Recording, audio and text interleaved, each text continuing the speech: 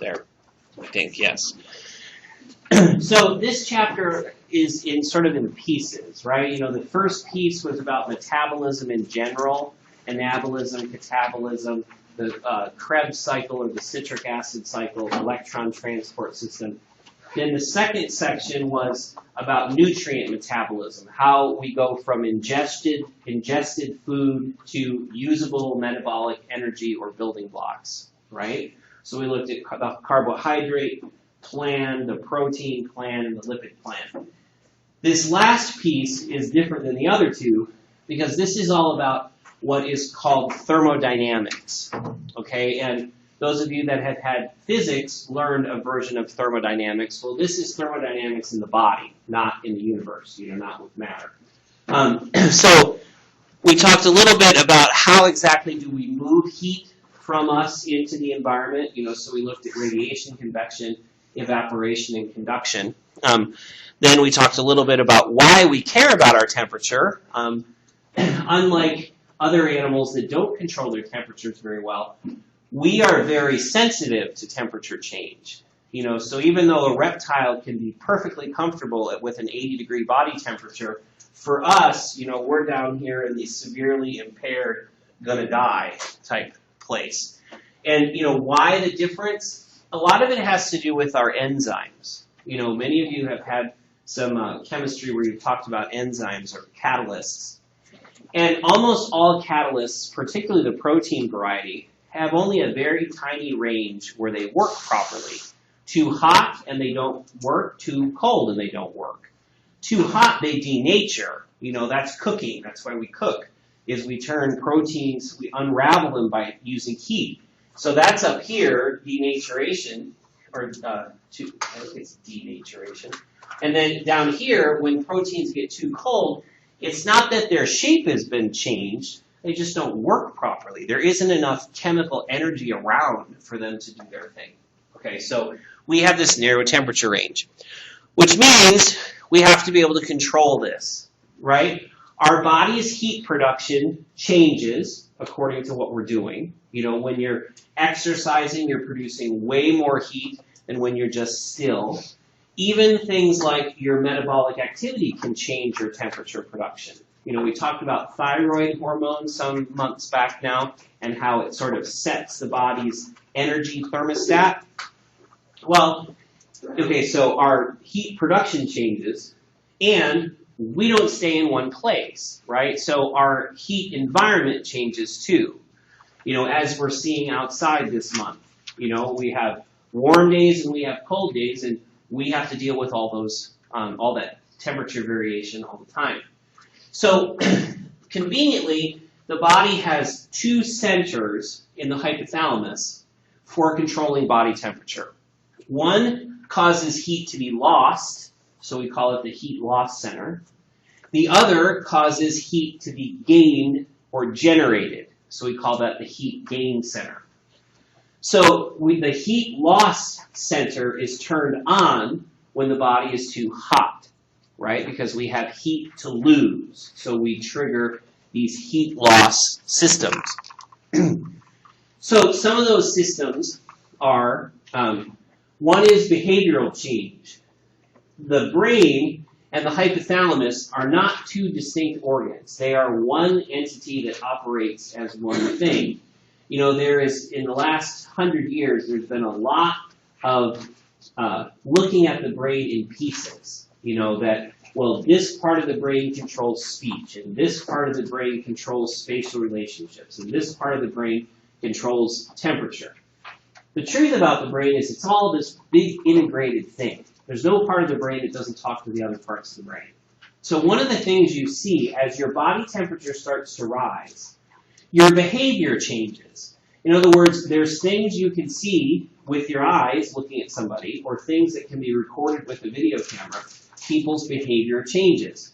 So for example, when you start to get too warm, let's say you have a coat on, you start to take layers off, sometimes without even thinking about it, right? And it can even become like a drive. You know, if you've got a winter coat on and you sit in a hot car that's been heated up by the sun, you won't be able to keep that coat on for very long. There's this push inside your brain to get rid of that extra insulation so that your body temperature can start to drop, right? So that's one thing we see.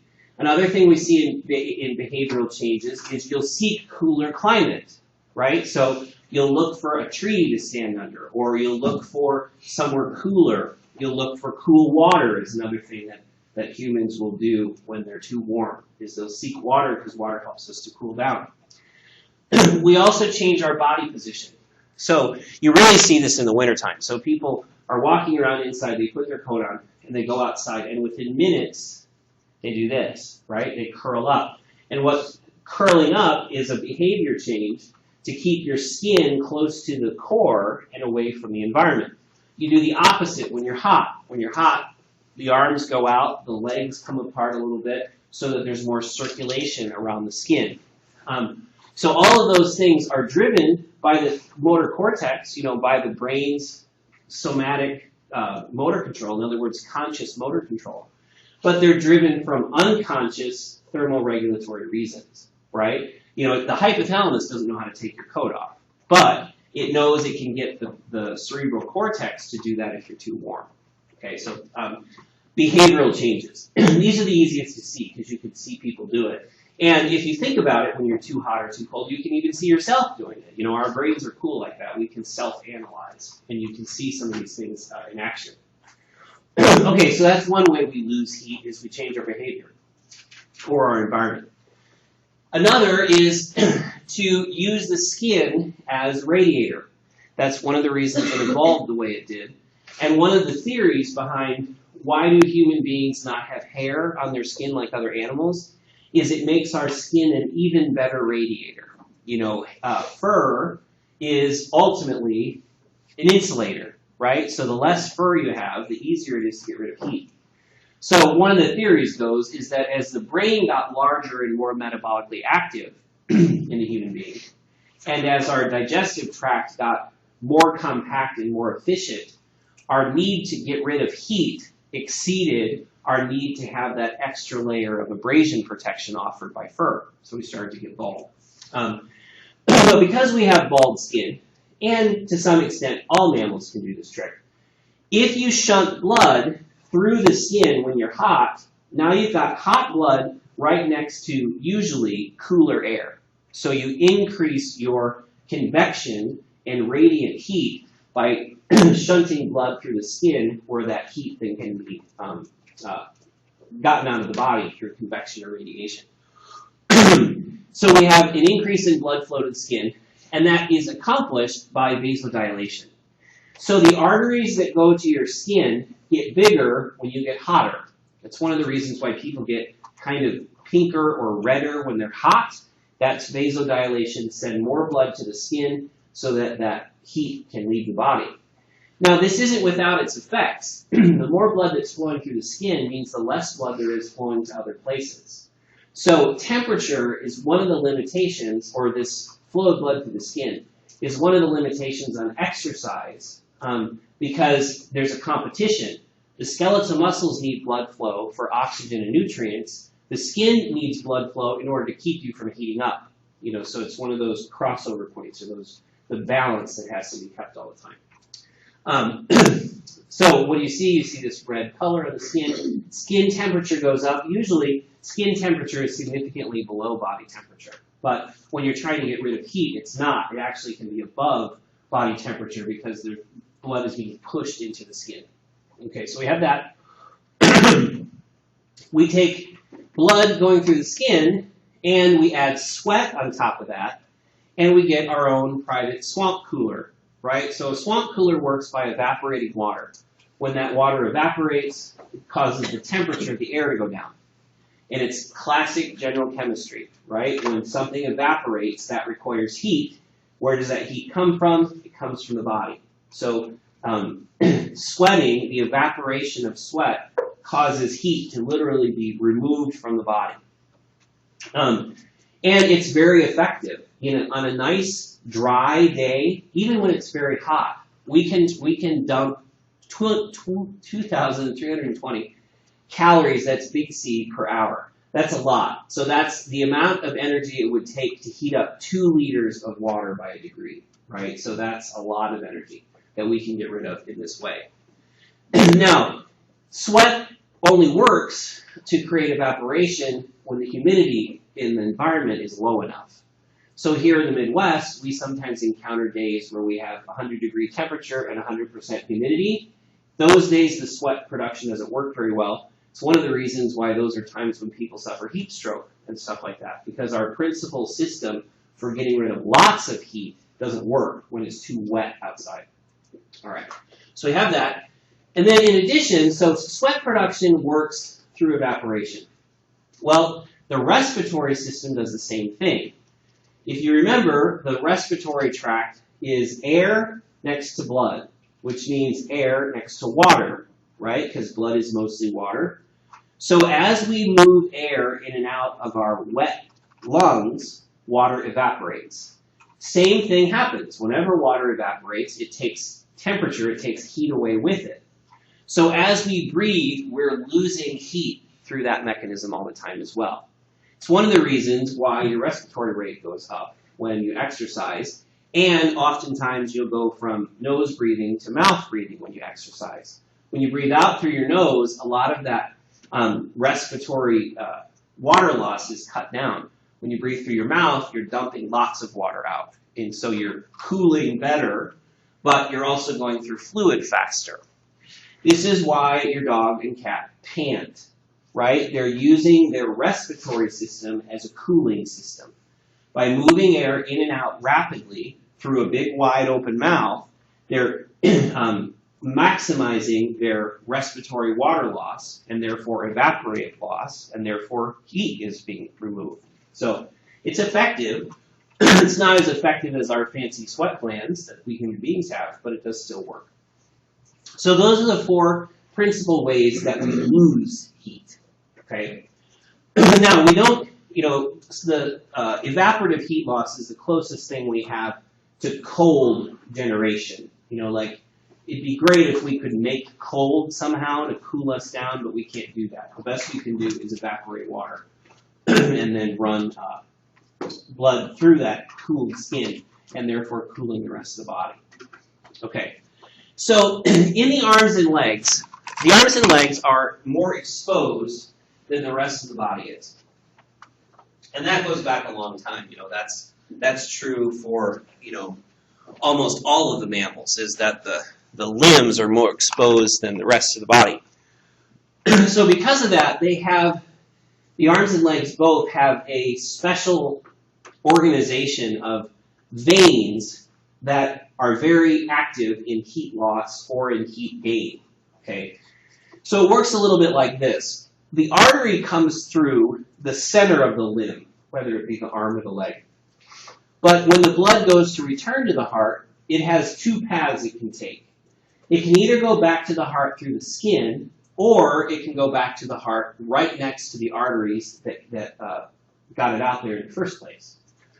Well, when we're hot, we run the blood back through the skin, which increases blood flow through the skin even more than this vasodilation does. And so now we have venous blood running underneath the skin as well, increasing radiation and convection both. So when it's cold outside, I think we have another example, yeah. It runs the opposite direction, and there's some cooler features there. But, okay, so these are all of our heat loss strategies. All right, from the heat loss center of the preoptic area of the hypothalamus. Well, if we have a system for losing heat, we probably have a system for gaining heat too, right? Because sometimes our environment is colder than our body temperature. In fact, for us humans living in reasonable climates, we don't live in the middle of the desert. Most of the time, most days, air temperature outside is lower than body temperature, right? 98.6 is a good hot day, and we don't have, okay, we have maybe some of those, more than we'd like to have. But all told throughout the year, we have more issues with heat gain and heat control than we do with having to get rid of extra heat. Okay, so the heat gain center is more elaborate because it's the more common problem. Okay, so essentially we have two broad mechanisms for dealing with the body that's too cold. One is reduce heat loss, okay? So the less heat you lose, the less cold you'll be. I think that kind of makes sense. And then there's also the generation of heat. We can actually create heat as warm-blooded, metabolically active creatures, okay? So we'll start down here at the conservation side. So one of the ways we conserve body heat is in our limbs. And remember, evolutionarily, there were no, shoes or mittens.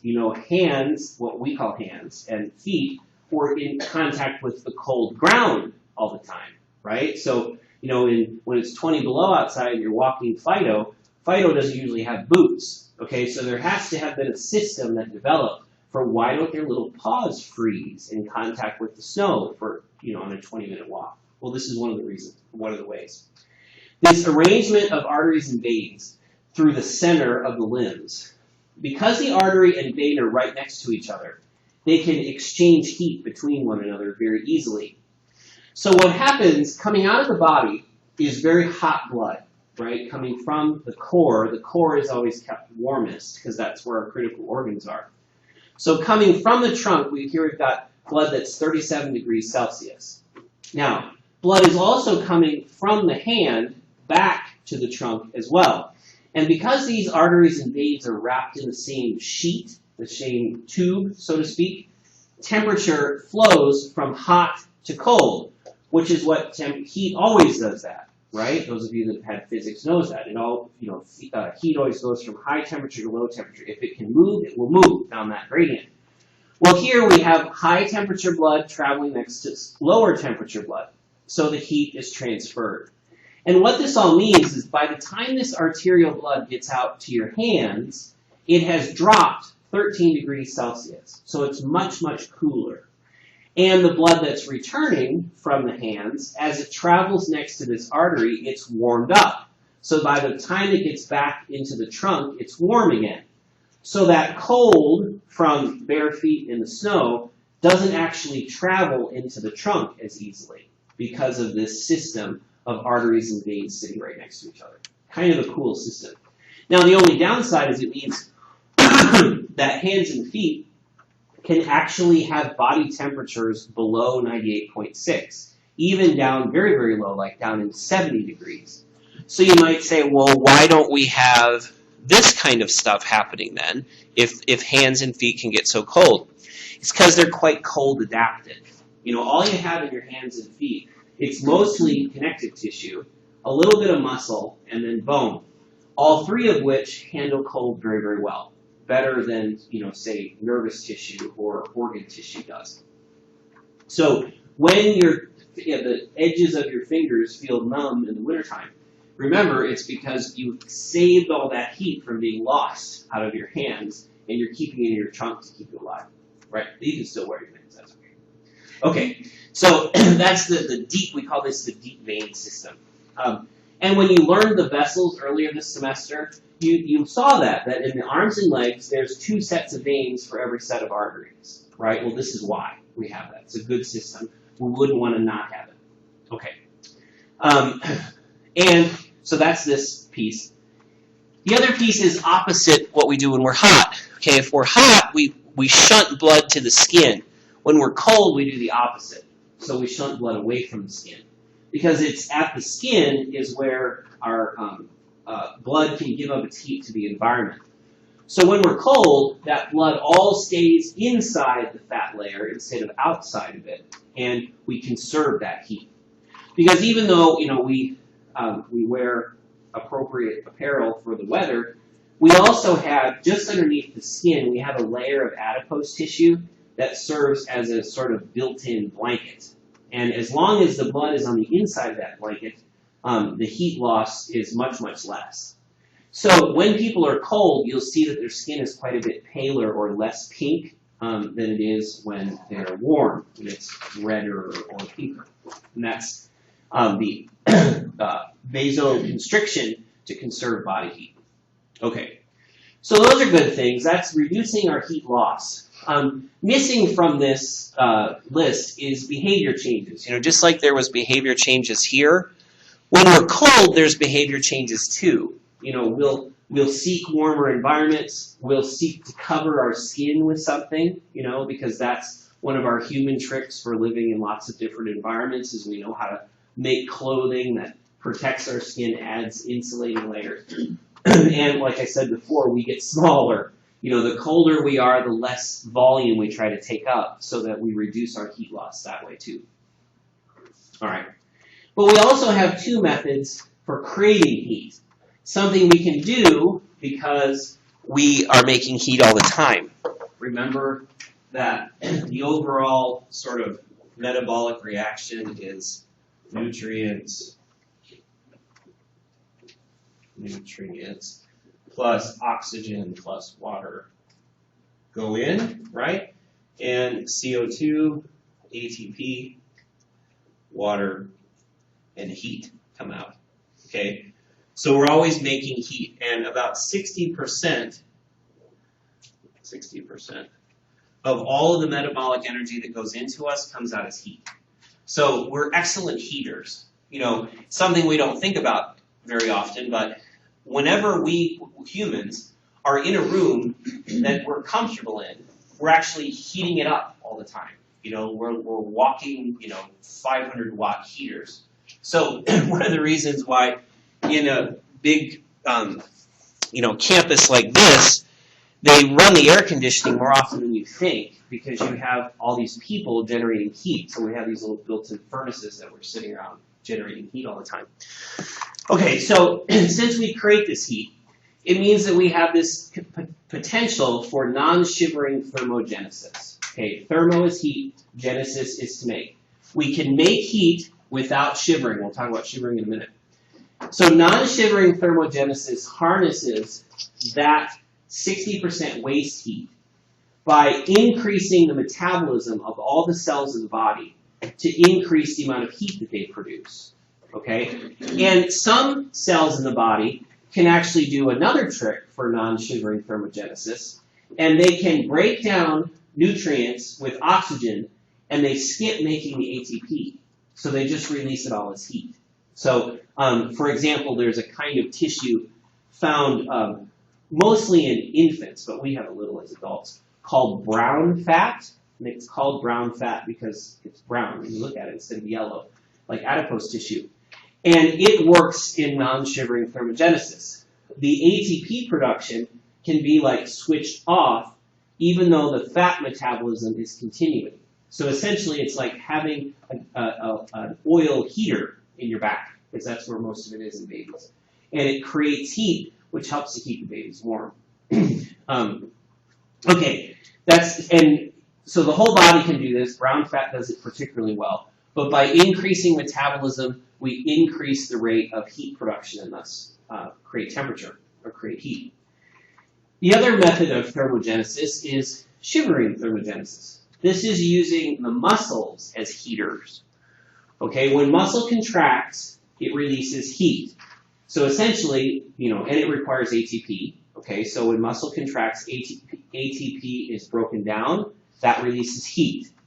So if we get muscle to contract, even if we're not going anywhere, even if we're not moving, well, that muscle is going to create heat, which is going to warm the whole body, right? Because blood is flowing through skeletal muscle all the time.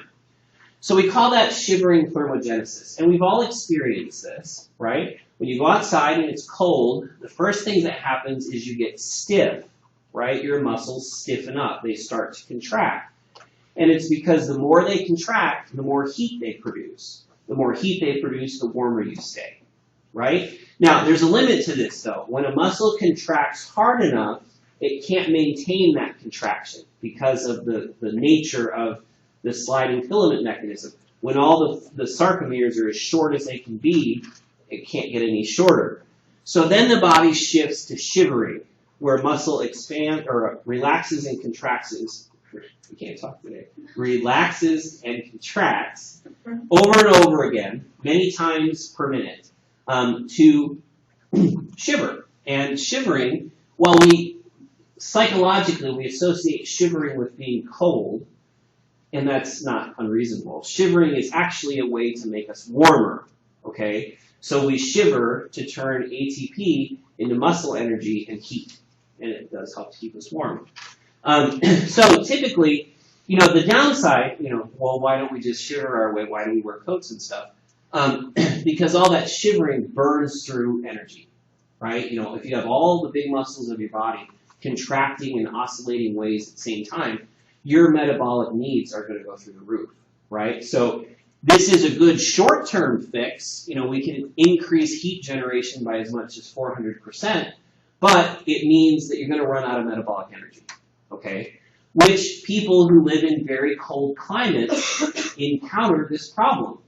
Even like the Antarctic researchers that are down the South Pole, because of non-shivering thermogenesis and the muscle contraction that goes with being cold, their metabolic needs are 2 or 3 times what they are back home when they're at home. So these folks will sometimes need 3,000 or 4,000 calories in a day because they're using that food energy to stay warm. And it's not that they don't have good gear, they have good gear, but the cold seeps in and the body's got to deal with it. So you get this metabolic generation of heat. All right, so next time you're shivering, which hopefully will be sometime from now, right? I'm hoping that spring is here for good. You'll have to remember that you are creating heat by using your significant muscle mass to warm yourself up. Okay. All right, let's do some questions. I'm going to go back and review some things. Once again, no phone. Bad about this semester. Okay, all of the following occur during the postabsorptive state, except that. Which of those? A lot of big words in that one.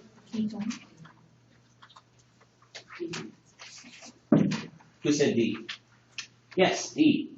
When you're in the postabsorptive state, your blood glucose levels are not elevated. They're depressed, right? Because the liver is maintaining the bare minimum glucose for the picky brain to be able to continue to metabolize.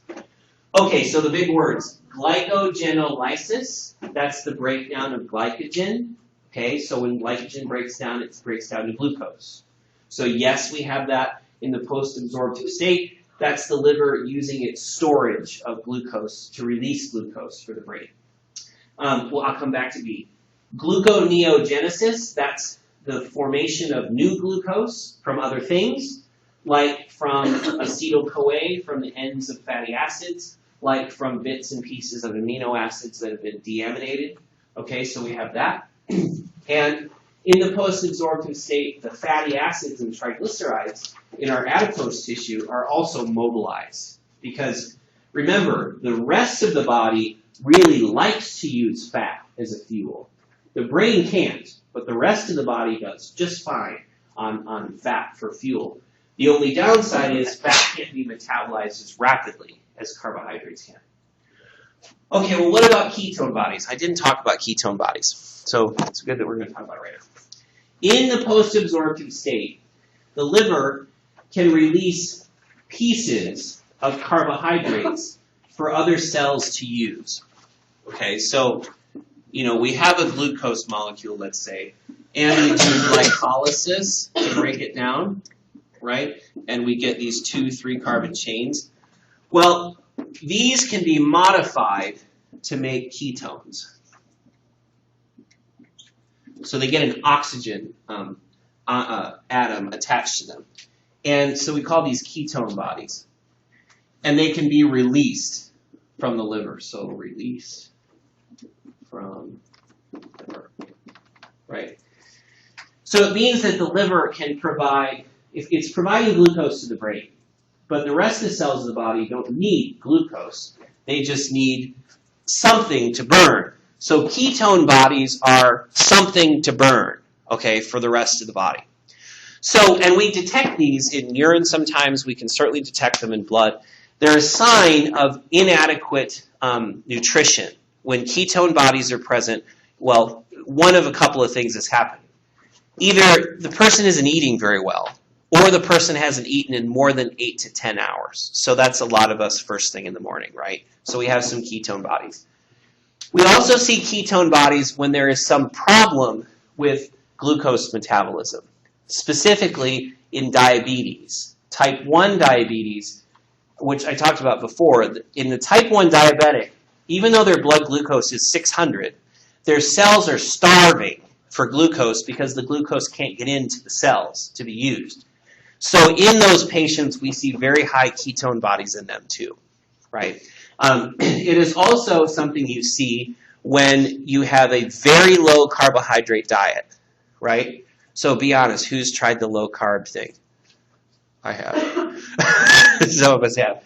Okay, so one of the tests for whether you're far enough, low enough in your carbohydrate intake is you checked urine for ketones. And when your ketones start to show, that means that your carbohydrates are low enough that supposedly you're burning nothing but fat from that point on, right? So that's another place you'll hear ketone bodies come up, is in the Atkins type diet. Okay, okay. So ketone bodies, got it all. Sorry I didn't mention that before. This is one you should know from before. Okay, the vitamin that is essential for the production of clotting factors is which of those? K. Yeah, K. Good. K, I don't know why it's called vitamin K. I don't have a story for that. But vitamin K goes with, do you know? Colocrin. Colocrin? Is that what it's called? K-A-L-L-L-L. So the molecule starts with a K. See, I learned something today. I just thought it was arbitrary. Vitamin K. There is vitamin K in our diets sometimes.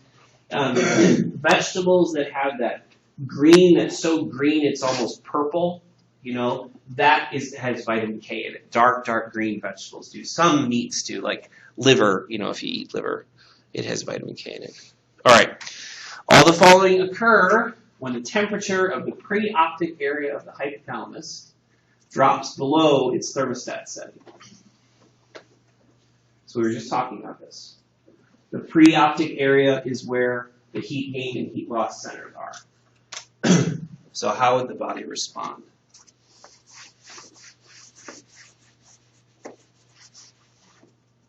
I'm giving you some time to think.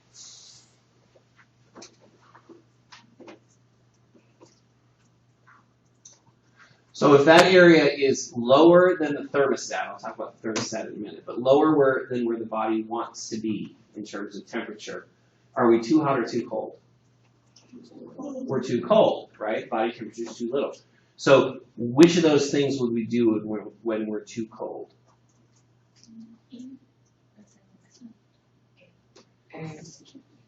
Or which of these wouldn't we do? You're right, it's an except. A is the one we wouldn't do, right? Because the reason to send blood through the skin is to get rid of heat, not to gain it, which in this case we're too cold. But these others, yes, blood goes to those deep veins instead of the superficial ones. Epinephrine is the controller of non-shivering thermogenesis. Okay, so why? Because the body can release epinephrine very rapidly. Okay, and how do you know in advance you're going to be cold? Well, you don't. So whatever is the signal for that increase in metabolism that generates heat, that non-shivering thermogenesis, it has to be something that can happen fast. So the sympathetic nervous system controls that by releasing epinephrine, which triggers that heat generation. So C results in E, and D also occurs, at least if you're conscious it does. So you cannot shiver if you're unconscious. Now, you can shiver when you're asleep, okay, but there's a difference between asleep and unconscious, right? The difference is an asleep person can be very readily woken. An unconscious person is not necessarily aware of their surroundings at all. So in a person who is actually unconscious, they don't shiver, which means that they're at increased risk for hypothermia. So, you know, this is somebody who's stone cold drunk and passes out outside in the wintertime. They can get in big trouble because they won't shiver their way into body temperature. They'll just get colder and colder, and they don't wake up, and then you get the seizure, coma, death spiral. Okay. Okay. I wanted to, so just preoptic area, right? Preoptic. So the optic nerve is right in front of this. Okay, that's why, or is right behind this. So we call this the preoptic area, heat loss and heat gain. Now, the hypothalamus has a thermostat, okay? Whatever your body temperature is right now, that is what the hypothalamus has decided it's going to be. Now, that might be 97, that might be 99. If you're running a fever, that might be 104. Okay, so the hypothalamus controls how hot or cold it wants the body to be. So just like we have a thermostat on the walls of our homes, you know, when we want it to be 76 degrees, we push the buttons or we turn the knob and we set it at 76 degrees. When it gets below that, the heat kicks on, right? When it gets above that, the air conditioning kicks on. Well, in the body, the hypothalamus sets the thermostat. Now, why is that important? When we are making a fever, the way the body makes a fever is by walking over to the thermostat and turning the temperature up. So essentially, when the body is doing a fever, the hypothalamus has set the body's temperature higher than normal. So if the thermostat says 104 and the actual body temperature is 98, the hypothalamus will trigger this. It thinks the body's too cold, right? Because the actual temperature is below the thermostat temperature. So it'll trigger these things. It'll trigger non-shivering thermogenesis, shivering thermogenesis, conservation of body heat stuff. So any of you, and many of us have, who've had a good-sized fever, you know, a fever that really knocks you out, and you've shivered your way through it, well, the reason you're shivering is because the body's trying to create that fever. You know, where does the fever come from? It doesn't come from the germs. The body has to make it. So the way the body makes the fever is by doing all these things because the thermostat has been elevated. Now, when the fever breaks, many of us have experienced that, that means that the set point from 104 has now been lowered to 98.6. So now the body thinks it's too hot. So we do these things. We sweat and we get flushed, you know, blood goes out to the skin. We feel suddenly hot, you know, so we expand our volume to allow more air to take the temperature away. And we breathe faster to try and lower that temperature. And if you have one of those bugs that makes fever or no, you can do that for days, right? But it's these two systems are what generate the fever because of that thermostat effect. Okay, questions about that? Ooh. You've got all that down, huh? Okay, I wanted to talk about a couple of things. So I'm sort of starting the review. You can think about it that way. All right. I'm going to work on having a good thing ready for this part. Because there's a few things that we touched on, but we haven't touched on all at once. Okay, one of those is enzymes. So through our 2 chapters here, we've talked about a number of different enzymes that you should know. Okay. One of those was salivary amylase. Okay. And amylase always digests carbohydrate. Okay. In this case, it's starch. So this comes from the mouth, and it digests starch into simpler sugars. In this case, disaccharides and trisaccharides. So that's one. We talked about pepsin, right? Where does pepsin come from? Pepsin. Yes, but where in the body do we find pepsin? Stomach. Here we go. Stomach. What does it digest? Protein. Good. This is why we're doing this, right? So that's pepsin, and yes, it comes from pepsinogen. Pepsinogen. That's so the stomach doesn't digest itself. Okay? So now we're to the stomach, and next we're going to be, now we're in the duodenum. Okay, so we have pancreatic lipase. What is pancreatic lipase? Well, where does it come from? Pancreas, very good. What does it digest? Fats. Fats. Lipase is fat, right? So fat. We also have pancreatic proteases. What does a protease digest? Take the word apart. Proteins, right? Protein. And your book mentioned one, trypsin. And then there's also chymotrypsin, but trypsin. I didn't even spell that right. Trypsin with a Y. Okay, so we had pancreatic proteases, and then we had pancreatic alpha amylase. What do you think an alpha amylase does? Starch. Starch. Very good. So we get another starch. And then we have pancreatic nucleases. There. Now this is a harder one. What do you think a nuclease digests? Yes, nucleotides or nucleic acids. Okay, so that's DNA and RNA, which are of course found in the food we eat, right? Because they're former living things. So we have that.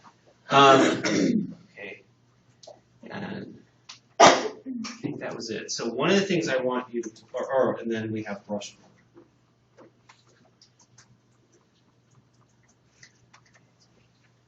So at the brush border, remember that's these guys, right?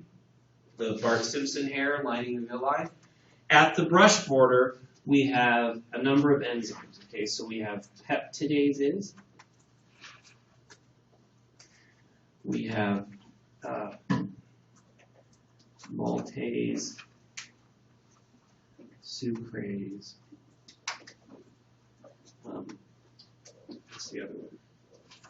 Lactase. And then we have lipase. Okay. The brush border is a very active place. Okay, first of all, the brush border is where all absorption occurs. Okay, so the only way nutrients get from inside the contents into the blood is to pass through one of these brush border cells. On the edge of this brush border, it's loaded with enzymes that do the last step in digestion. Okay, we go from like protein. We go from big proteins, little protein pieces. That's pepsin and trypsin. Now, what do you do with these little protein pieces? Well, eventually they get to the brush border, and the peptidases break down that protein into amino acids, right? A peptide is an amino acid. So these are going to break down into amino acids. The starch is broken by amylases here and here into 2 and 3 carbon pieces, 2 and 3 sugar pieces. 2 and 3 sugar pieces. Those then make it to the brush border, and these enzymes, maltase, digest maltose, sucrase, sucrose, lactase, lactose. And all of these end up with simple sugars. So simple sugar, like glucose or fructose that are absorbent. And then lipase turns or makes it's hard to write this far down, sorry. Monoglycerides, and FA is fatty acids. Okay? So we looked at all these enzymes in different places, but I thought since we had 10 minutes that I'd just list them, right? Because these do appear on the exam. The exam is written already. So, and at this level, there's a whole bunch of pancreatic enzymes. I'm happy that you know protease, that's a group, the proteases. Trypsin is one of them. There's a list, but I'm not going to ask you the list. The lipase and the amylase and the nuclease. Yes? So the brush border enzymes are, those all work after all of the top ones. Correct. So these all work in the lumen, okay. right? So they work out here. Here's my villi. They work out here. These brush border work right here, right at the edge. Okay. So then the peptidases break down protein into amino acids. Yes. Then carbs into simple sugars and fats into monoglycerides. Yes. Acids. Okay. Yeah, all 3 of those. Okay. So they happen right at the edge. And then those building blocks, because these are the building blocks, amino acids, simple sugars, fatty acids, and monoglycerides, are what are absorbed into the body. Right, good. Okay, and we don't have time, so we'll do it next time. I'm going to run the similar thing with the hormones, okay, because we've talked about a number of hormones. And I'll make a note to do that before we start tomorrow. Okay?